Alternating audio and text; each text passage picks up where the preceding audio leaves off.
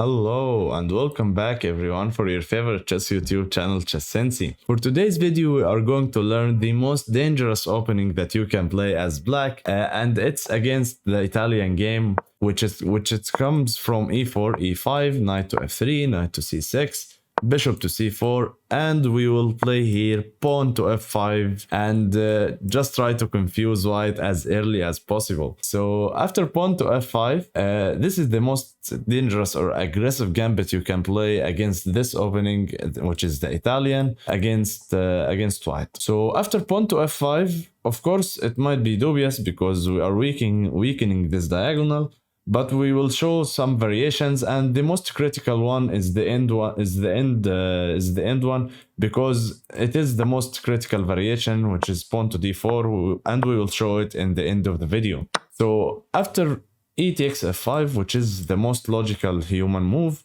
we want to go e4, because after white captures the pawn on f5, it frees up the square of e4, and we are ready to attack. So the knight can't really go to h4 or g5 as the queen covers both squares, and it can't go to e5 or d4 because our knight is covering those.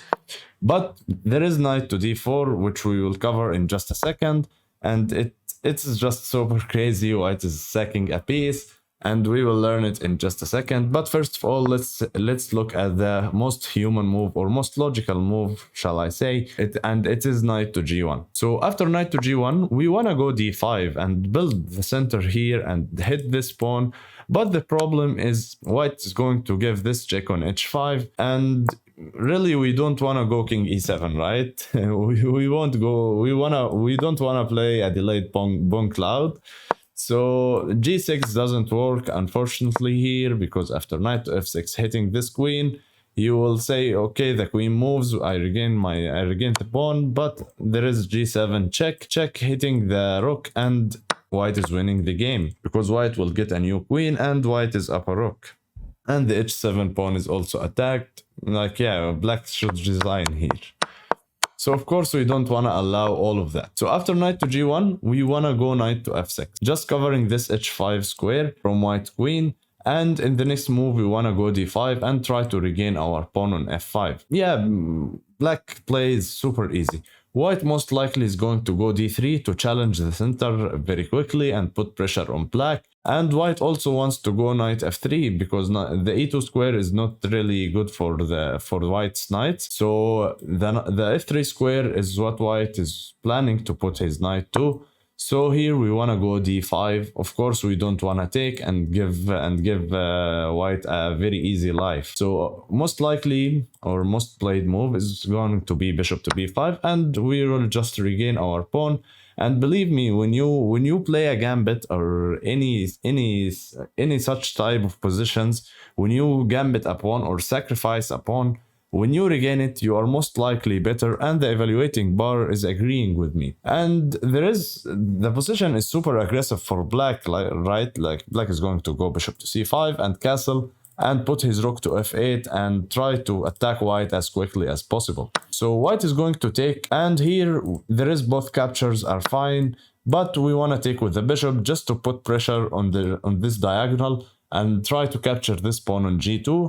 And white is going to play knight to f3, right? This is his logic behind d3 and taking on e4 just to free up the f3 square for the white's knight. So we will continue here with bishop to c5, and most likely white is going to castle. This is his normal move, and black is also castling. Here the most logical move is a mistake from white. The most logical move is to go knight to c3, right? Just putting pressure on the bishop on the d5 square. White is ready to go bishop to g5 and really put pressure on black center. But knight c3 is unfortunately a mistake from white, because here we can take, and after queen takes, we will go knight to e4, just banging on this f2 square, and also we are threatening the queen. One sample line will be queen to g4, but after knight takes f2, queen to e6 check, king h8, queen takes d5. Of course, here there is knight to d3, and white will win the game. And white will win the game after king h1, rook takes f1 is checkmate. In this position, the engines really doesn't know how to play it, right? The engines are the best in the defensive side. Like if you give this position to an engine, it will defend it. Also, it is 4.6 for black, so it's not really logical. But if we will imagine in a nice world, like the engine here doesn't want to sack the exchange on f2. But believe me, 99.99% of the chess players will go rook takes f2 before they capture on d5. But after rook takes f2, they are in such a bad shape, and after queen takes d5, right, they want their pawn back. We are going to go rook to f5, just hitting this queen, and after queen takes c5, rook takes c5, black is just winning, and this is just a game over. So let's just switch back to another line, and which is knight to d4, which is the most craziest line in this opening. So here you don't want to take, okay? It might seem a free piece, and oh, we are up a piece and we should be winning. But unfortunately, this is not, because white can go queen to h5. It is still the same theme, right? We just saw. And after pawn to g6, f takes g6, and knight to f6. Of course, this is not good for black, because something like bishop to f7, king e7, queen to c5 check, and after d6, like minimum, white is getting a piece. So this is, and our king is on e7, so this is not good.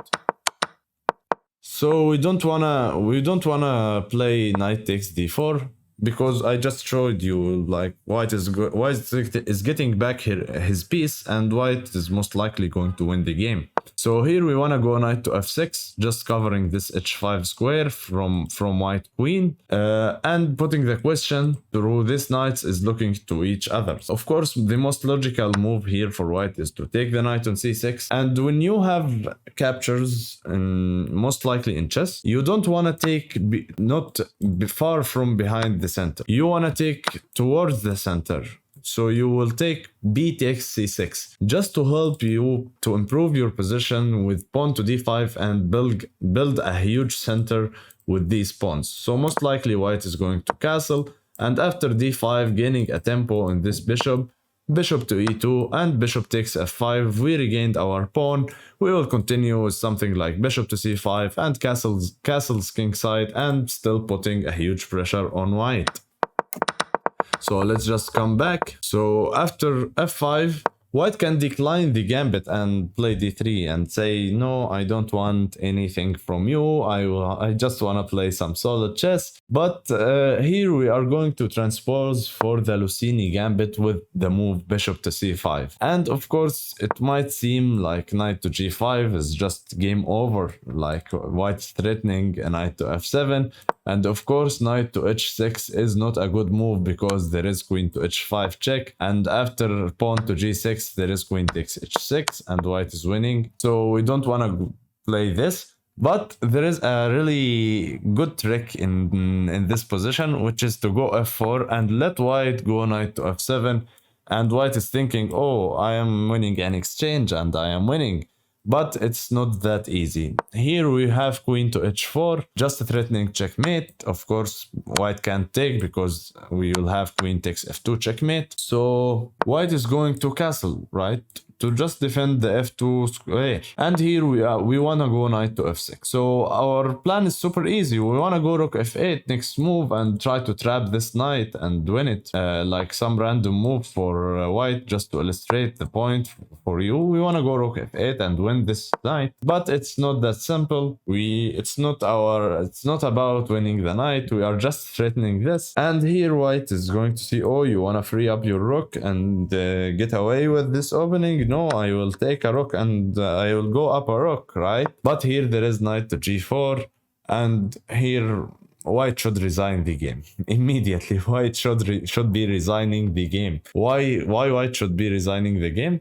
Because after pawn to h3, knight takes f2, rook takes f2, then queen takes f2, and after queen takes f2, king h1. Here I want you to pause the video and try to find the win for black. I will assume you just came back. If you found d5, congratulations, this is the right move. And after pawn takes d5, then there is f3 here, which is just checkmating white, right? Because after queen takes f3, of course, there is queen to g1 checkmate. And if g takes h3, then after bishop takes h3, this is just checkmate by force. Like white can't really defend it, right? And f3 is also by the reverse order in this position is good because white can't really, it's the same theme, right? After queen takes f3, then there is queen to g1 checkmate, and after pawn takes f3, there is d5 and bishop h3 also, and black should be checkmating in this position. So let's come back. The critical line here is that white goes pawn to d4. This is the most critical line that white can play. So after pawn to d4, there is two choices here, which whether pawn you wanna take. And I don't really like f takes e4, because after knight takes e5, there is a trap here, but it might work, it might don't work, and you will be in a bad position. The trap goes after pawn to d5. White will be happy, right? He will get queen to h5. But queen h5 is not a good move because after pawn to g6, knight takes g6. Of course, we don't wanna take back because we lose our rook. So here we are going to go knight to f6, hitting this queen. And after queen to h4, here there is the move knight to d4, just hitting the c2 square and threatening the knight, also hitting this bishop. And after knight takes h8, knight takes c2 is coming with check. After king f1, knight takes a1. The bishop is still attacked. Bishop to g7 is being threatening to trap this knight. And yeah, black is just winning the game. But of course, white is not forced to go into this line. White is not forced to play queen h5. White can simply go something like bishop to b5, queen to d6, and bishop to f4 from white. And after something like knight to f6, c4 from white, we can see that black is not really comfortable in this position. Yeah, the engine saying it's plus a half for white, and it's saying it's about equal, but it's not that easy for black to play, which we don't want to get. We want to play aggressive. We are the ones who are trying to attack in these such type of positions. So I will recommend you after pawn to d4, you go e takes d4, and here there are two moves, but the most common move is to take on d4, right? It is the most logical one. And here we want to go knight to f6 and gambit this pawn on f5. Because after white takes the pawn on f5, we want to go d5. And after we go d5, most likely white is going to take, and after white takes, we will take the knight on f5, and after d takes c6, we are going to trade the queens and long castles with check. I want you to pause here for a second and think about this position. Now I want you to pause here for a second and just look at this position and try to evaluate the position. Black is going down one pawn, but black has, and we are in endgame, which I told you at the first of the video, we don't want to play endgames when we are trying to play aggressively. But this is not a really end game. This is a late middle game like white. There is still two rooks and two bishops and a knight on the board. And this king is being attacked very hard. So after castling, we are hitting this king. So of course, if white goes king to e1, we want to here play bishop to b4 check, just to free up this square for the rook to join. So after c3, rook to e8 is going to be check. Of course, white can't go to f1 as rook d1 is going to be checkmate. So here, white is going to go bishop to e3, and after bishop to c5, you can see how much pressure we are putting on white. So the most common move here is going bishop to d2, and we want to follow it up with knight to e4, hitting this bishop, hitting this pawn. There is so much pressure applied in white in this position. Pawn takes b7, king takes b7. we are ready to follow it up with bishop to c5. Like, white can't really defend this pawn. Of course, in case of king e2, we want to play bishop to c5, hitting this pawn again. And after rook f1, then rook to e8. This is just a disaster for white, right? White can't really consolidate his king. And let's say something like f3 was played. I want you to pause the video and find the checkmate in one here. Of course, if you found knight c3, congratulations, double checkmate. So in this such type of positions, black is just and at the end of the video, I want to tell you something. Whenever you play a gambit, you want to be in the spirit of the attacking. Whether the position is equal, whether it is not, you want to be in the attacking side. You want to also have initiative and try to checkmate your opponents by playing the most aggressive lines and aggressive play, and not regarding to the evaluating bar or an engine analysis or anything, because no human can play like an engine. And I just wanna thank you for watching the video. Please make sure to subscribe and hit this like and smash the like button. And you can see the previous video on how to punish the Roy Lopez, and stick around because the next video is upcoming soon.